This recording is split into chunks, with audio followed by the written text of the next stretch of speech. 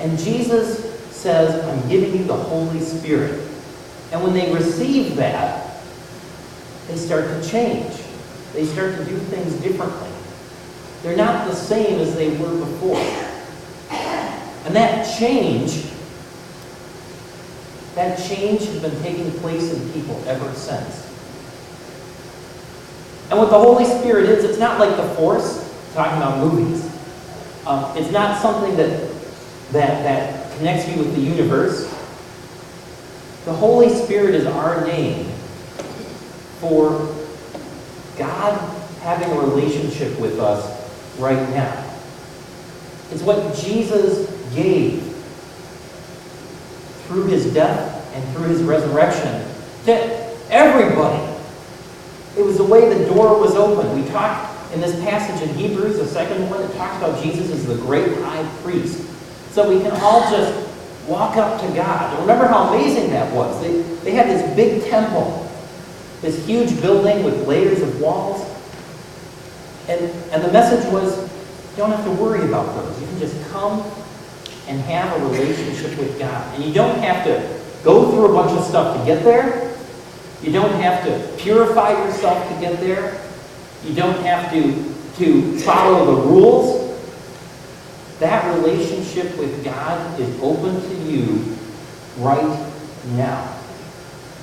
And people have been coming to know that relationship with God ever since. You know, the thing that I can tell you about the story is that it has made a difference. For me, for many of the people in this room, maybe for you, it does something. I'm not the same person I was before I started trying to get to know this Jesus guy. I'll tell you, I had moments. I mean, I've had moments now. When I was in school, in seminary, no less, I had a student who was one of these people who didn't approach things conventionally. That's, from my point of view. And I asked her how she was doing, and she said, Jesus and I are having a little issue right now. And a few weeks later, I came back and I said, well, so how are you doing with Jesus? And she said, oh, you know how it is. When you're family, you always work it out in the end. That's the kind of relationship. I mean, she was out there in a lot of ways. What she had was that relationship with Jesus. When you have that relationship, what it means is you don't have to be afraid to say, boy, Jesus, I'm mad at you today. I'm mad at somebody else today, and I have to shut my mouth about it. I'm not, or come out. I didn't shut my mouth about it, even though I was supposed to. It gives you a chance to really be free, to be open, to not be afraid of anything.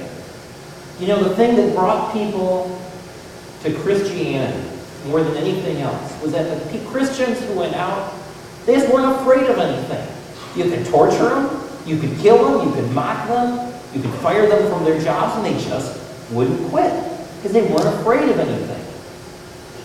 And they had no fear because there was nothing to be afraid of. Because if God is with us, who can be against us? And so today, on Easter, on this Sunday, when we all come together for all our different reasons, we all dress up. I've seen ties on people I haven't seen ties on before. When we all work to come together, remember the story.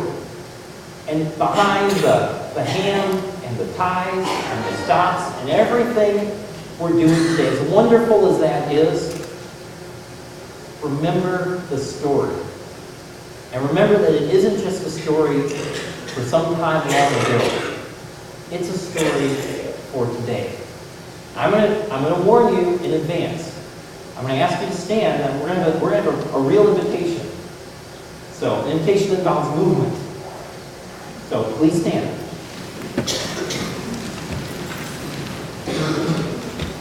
As we sing the invitation hymn today, if you want that freedom, if you want that relationship, if you want to know, I don't care if you've been a Christian for 70 years.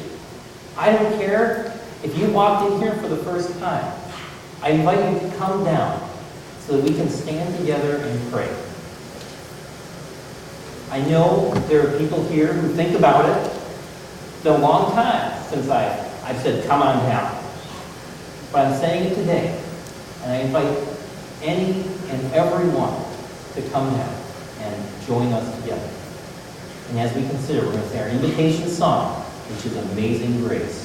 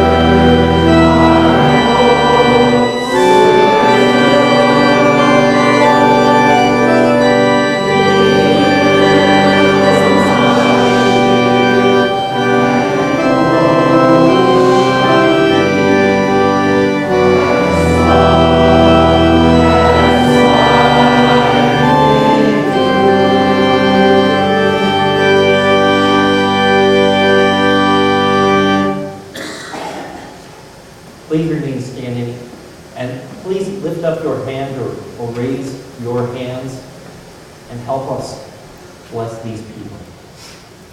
Lord, as we come together, we thank you for your Son.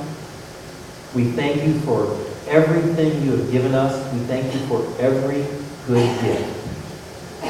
And as we celebrate this festival, we remember that it's the time to lift up the new life, the life of spring, the plants and the animals and everything coming to life in the natural world, but the new life that goes beyond everything in nature.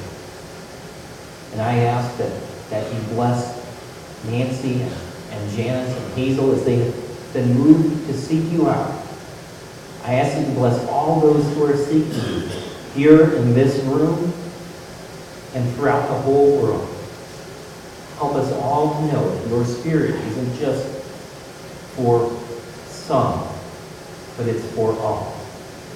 Help us to know your Spirit and to be so full of your Spirit that the joy and the love and the peace that you give us flows beyond us throughout the whole world.